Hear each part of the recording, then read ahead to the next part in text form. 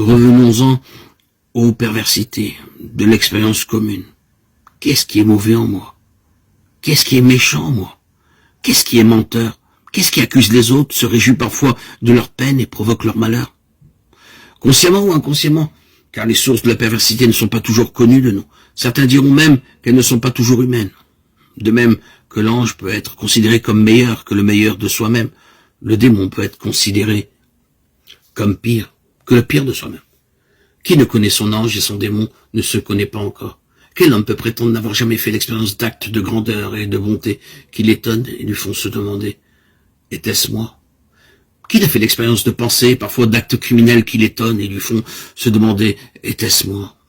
Dans le livre de Job, le Satan, qui deviendra dans l'évangile Oponeru, est considéré comme fils de Dieu. Ce n'est donc pas un Dieu face à Dieu. La tradition biblique, à la différence du masdéisme babylonien qu'elle traverse, n'est pas dualiste, opposant un Dieu du bien à un Dieu du mal. Et la tradition évangélique n'est ni essénienne, opposant les fils de la lumière aux fils des ténèbres, ni manichéenne, opposant le vrai Dieu, incréé au mauvais démiurge créateur. Pourtant, comme nous l'avons rappelé, le mal, les ténèbres, la perversité existent. Mais, et c'est ce que va préciser le livre de Job et l'évangile, il n'existe pas absolument. Seul l'absolu est absolu, seul Yahweh est l'être qui est absolument, et tous les autres êtres ne sont que relativement.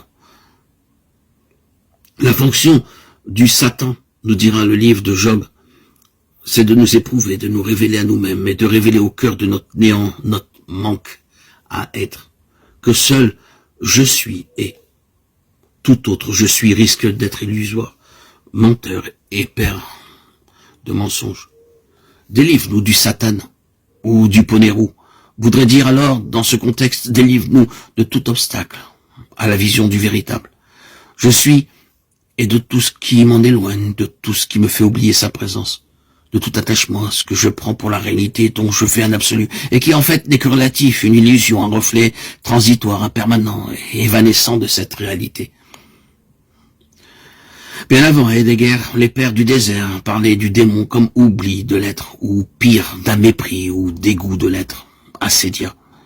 Le remède qui peut nous délivrer de cet oubli, c'est la remémoration du nom, l'invocation de celui qui est « Je suis », Yeshua, ou l'invocation de celui qui est son père, Abba, dans la conscience du souffle, le pneuma.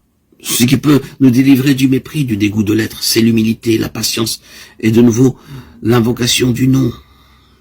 Reviens à ton centre, reviens à ton cœur, reconnais que je suis et tu trouveras la paix.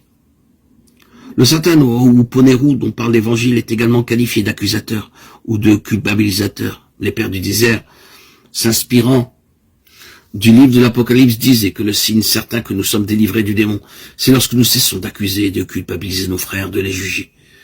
Il est mort, l'accusateur de nos frères. Cela rejoint l'enseignement de Yeshua. Ne jugez pas pour n'être pas jugé, car du jugement dont vous jugez, vous serez vous-même jugé.